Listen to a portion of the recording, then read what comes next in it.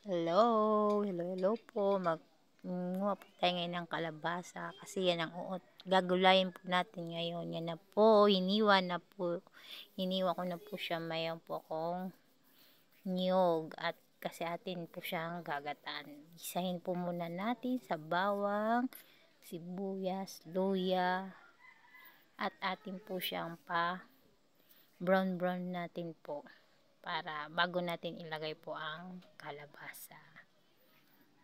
Yan na po, masarap po yung medyo nag brown ng sibuyas. Yan po, tapos ilagay na po natin ang kalabasa. Wala po tayo dyang sahog, mas masarap po pag walang sahog, kulay lang, tama na po,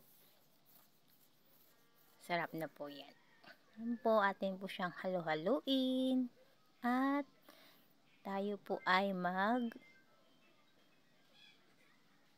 pipiga na po ng niyog para sa ating kalabasa.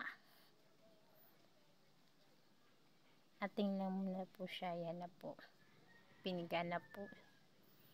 Yan na po ang niyog. Atin po siyang ilalagay sa kalabasa. Yan na po. Yan. Tapos kukuluin natin. Yan na po. Salamat. Thank you for watching.